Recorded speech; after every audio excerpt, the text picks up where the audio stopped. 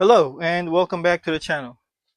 I'm really getting closer and closer to finishing up my Tamiya Juggernaut project, and I don't want to miss the opportunity to paint the body this year.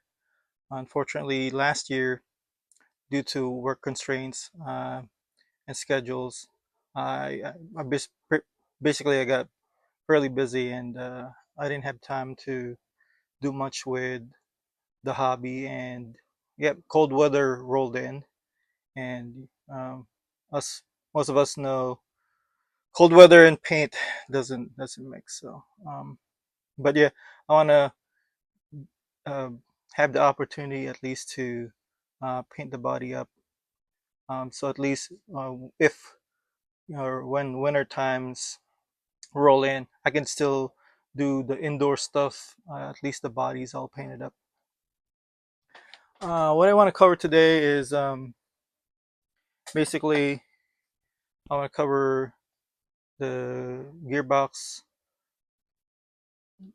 I actually purchased another one, and kind of like want to do kind of a comparison between the two. So most of you have already seen what the inside of original Juggernaut original Juggernaut gearbox looks like, and I want to kind of dive into the.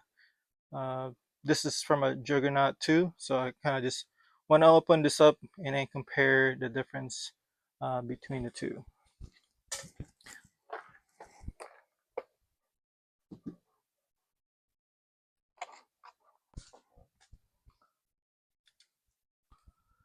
I didn't. This is actually my first time opening this up, so let's see some of the difference. I already know one of the things. The original Juggernaut didn't have this bracing here, and it served as two purpose, I guess, as a brace and heat sink. So this one is missing that heat sink. I didn't care too much because I'm not gonna use that anyway. The motor that I'm using is not going to use that shaft that's in there. I'll show you guys once I open it up.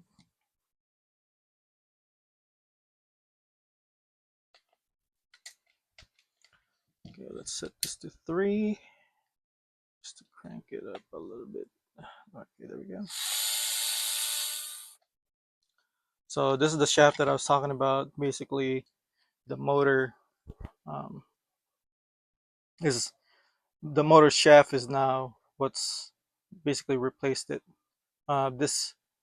This gear right here is the same as this compounded gear, so same size and uh, same pitch and same number of teeth.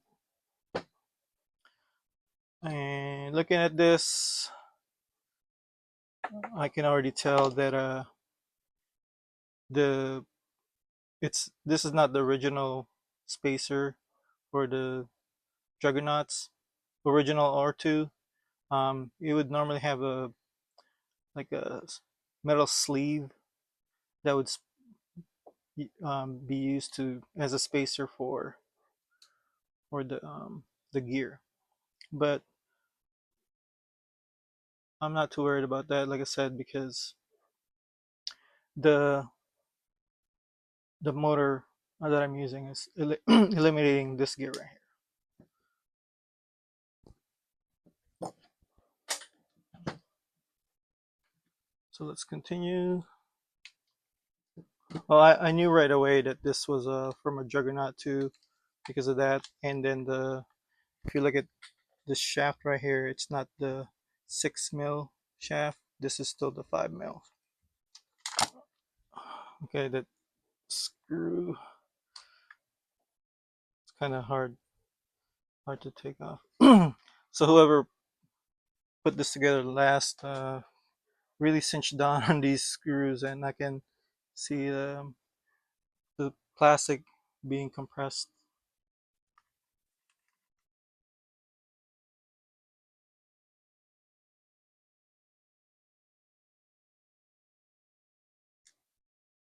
All right. So what I talk about here is so the Juggernaut 2, TXT-1 and 2, basically the gearbox housing are all the same. The what's different compared to the original Juggernaut? See this basically this post right here where the shaft um, goes into. For the Juggernaut, original Juggernaut, it doesn't have this bracing right here and then two on the bottom there. That's why on my um, in this one, um, this is what failed on me. And if you look at my previous video, I basically tape put a tape here and basically enclosed this. I cordoned the this post, and then I filled it up with my plastic slurry, basically ABS slurry, making sure that the gear that's sitting here is not interfering uh, with.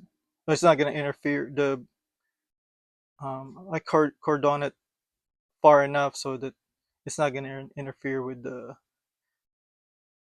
this gear while it's sitting like that. So it was far enough.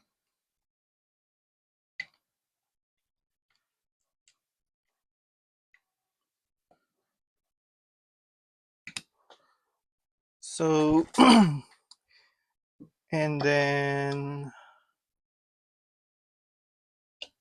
what's different between the juggernaut two juggernauts? The hex nut for the original juggernauts is much smaller.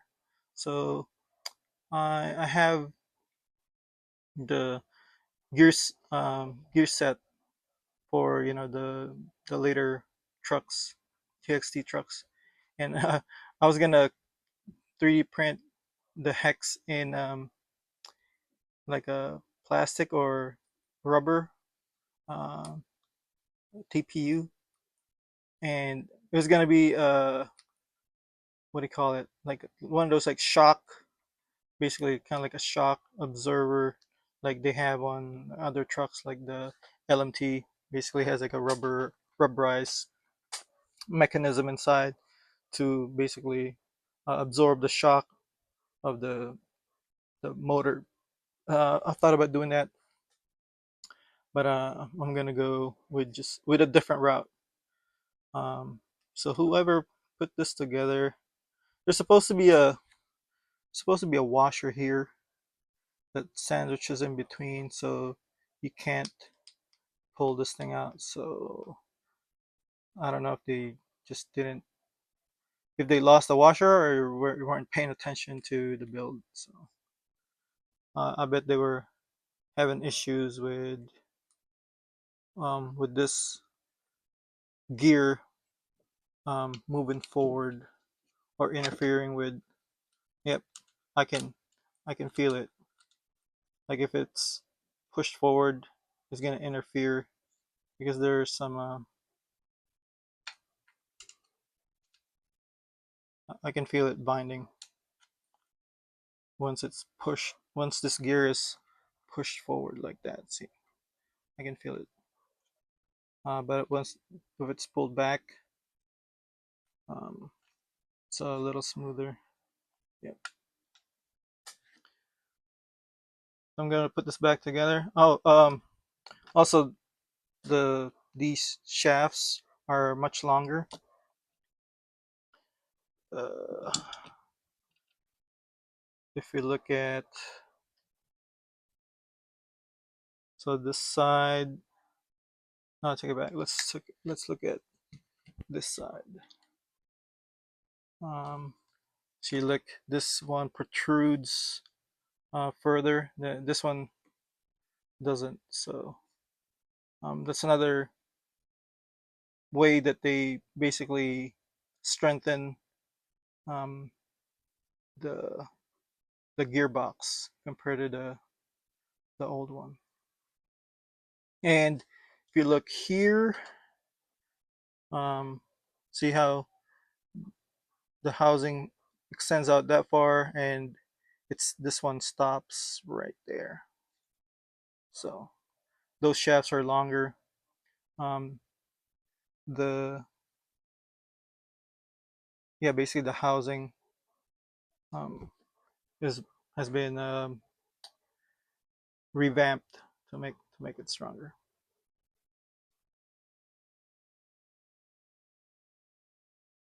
For the TXT trucks, they use rubber O-rings as spacers. I don't remember the count. I think it's like 4 or 5 back here. I don't remember. So I want to try and look at if this spacing is correct. It looks like it's fine.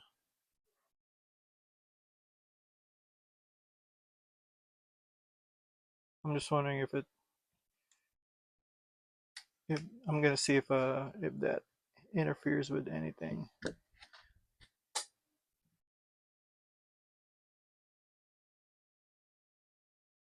It goes this way.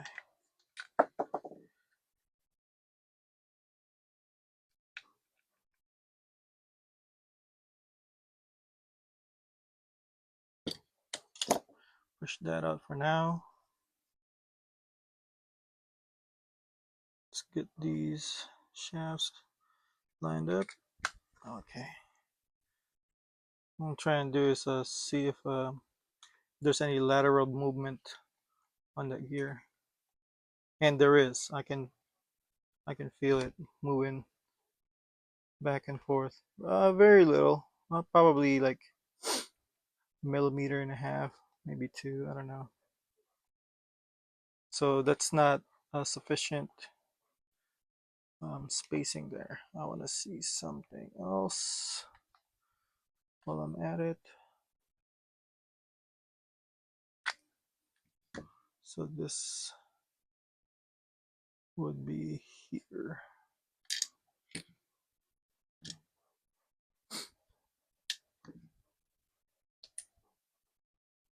Let me go ahead and take that out.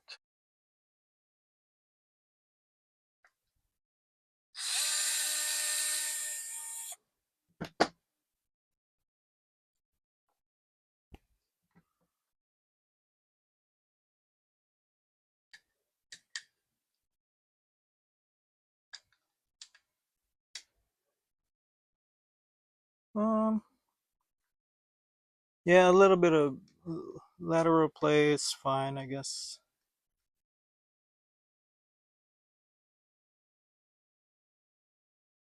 I mean, obviously it doesn't move this far once the two halves are together, because this post right here would prevent it to go in further. So what I would do to minimize that, so looking at this, the those two, um I think they're like 850 bushings, um equivalent to the 850 bearings. Is not enough to push the gear forward. Just needs a little bit. I'd maybe put like an O-ring in there just to maybe sandwich in between them, the two, um, just to reduce that backlash, or not really a backlash, but lateral movement.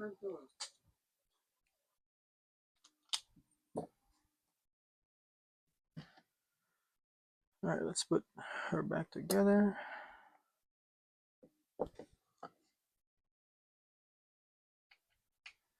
I would it's probably better if I put this one on this side, because of it's keyed. This is keyed, so it's better to put this one. on this side. Um,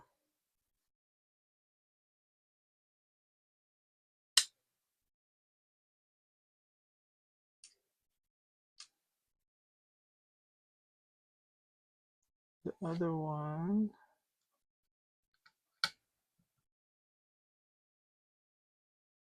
let's see if this will line up.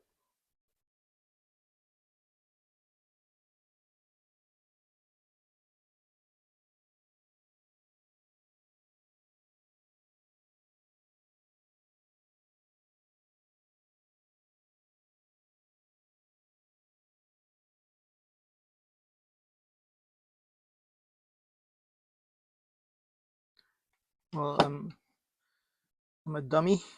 It goes this way.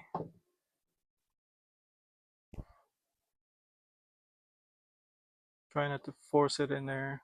Make sure it's squared.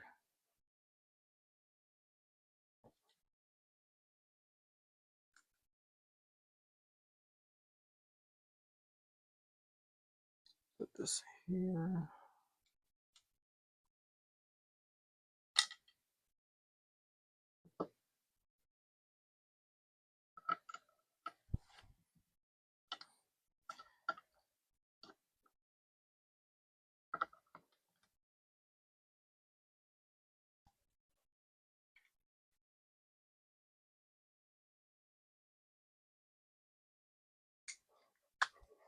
Here we go. All back together. Kind of greasy.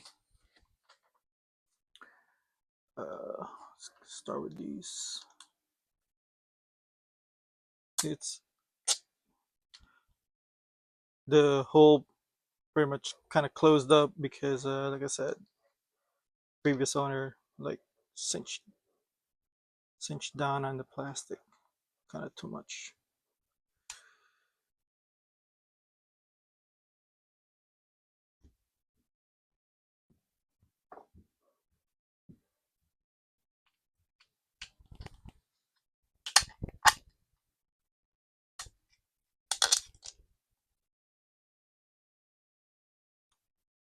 And I noticed earlier the nut was put in, to me, it was put in backwards. So this is like a flatter surface than this side. So this one has a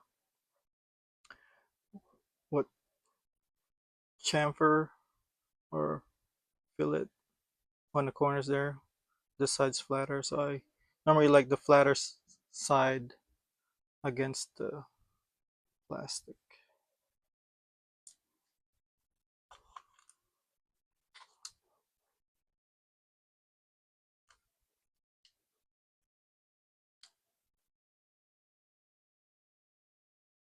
Like that. And we're set this to 2.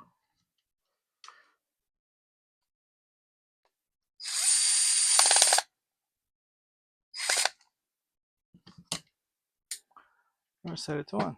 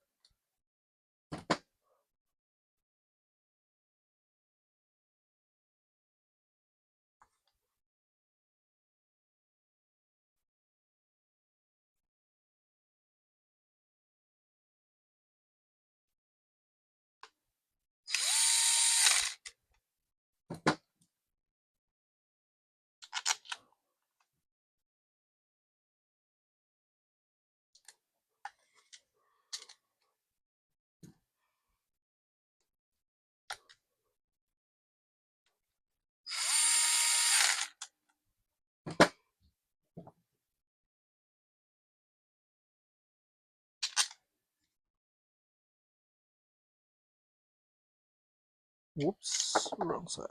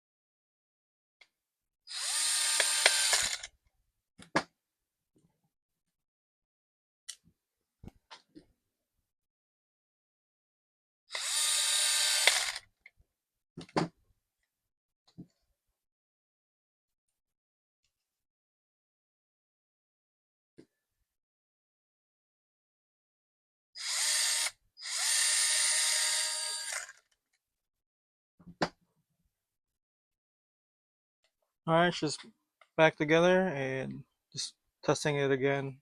I can definitely feel a lateral play in there. So, I kind of bought this kind of like a show and tell for you guys, but I also wanted to keep it as a spare part because what I'm gonna go with is this gearbox, and if you look closely,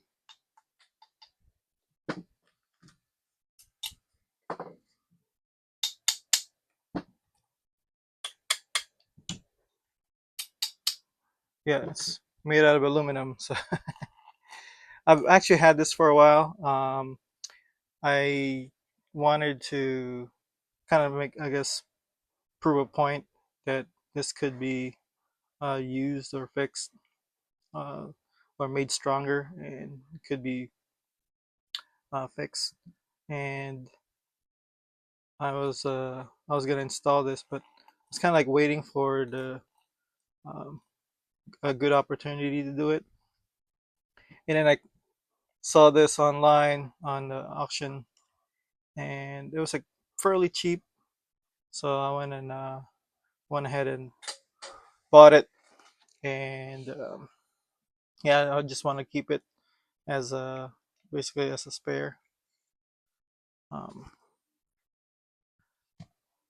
yeah, I went I went all out and got this to put in my Juggernaut. So you guys also saw that previous, previously I put the 6 mil stubby shafts on the in both axles, and I put the 6 mil stubby shaft for obviously for the gearbox. So what I'm kind of waiting on right now is I forgot to bring this other set of drive shaft at work because I don't have a drill press. We have a drill press at work that I use whenever I'm on my lunch break. Um, what I did was I enlarged, I basically enlarged the yoke, the holes of the yoke uh, from 5 mil to 6 mil. So because this is now a 6 mil, but one of the I forgot to bring one of the I don't know why I forgot to bring one of my drive shafts to when I was working on it. What I did was I think I had already mentioned it. I bought a step drill. It stepped from 3, 4, 5, 6, etc. in millimeters. So I set it up, put it on put it on a vise, set the tool, basically the drill press, and then um, stepped it up to 6 mil, and then changed out the tool to a actual drill bit, and then finished it up all the way. Because I wanted to be like really centered. Didn't want it to be wobbly, so it came out pretty good. uh, so yep, I mean that's where I'm at right now. Next time around, hopefully maybe she'll be put together. Oh, I don't know if you guys have noticed. I put aluminum links. I'm kind of experimenting. I bought these and cut them to length. On the other side, it's still the stock hardware there. I'm just trying to see how they look. Um, I don't know if I'm gonna stick with these or not. But we'll see. It does kind of match or whatever. Um, yep. I don't know yet at this point if I'm gonna go with the aluminum links. And kind of peeking in the corner, right corner there, is what I'm planning on upgrading to. This so um, because this is a censored motor. That this motor is 1700 kV. Um, um, like this one is 1700 kV. So the only difference are this is censored. That's not what what that does is at lower RPM the truck will run smoother. I kind of like rolling slow and and kind of gutting it. So that's what I'm gonna upgrade to. I've already made the replacement cradle for it. So this was the previous one for this, and if you look, it fits in there snugly. This is a 42 diameter. It's not really a 42, it's a 40, but because of the fins, the cooling fins, it makes it a 42. So this is a 42. It's slightly loose there.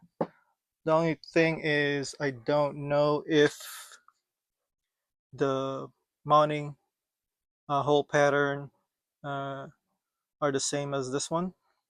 Hopefully so. So I don't have to re-drill new holes. We'll see.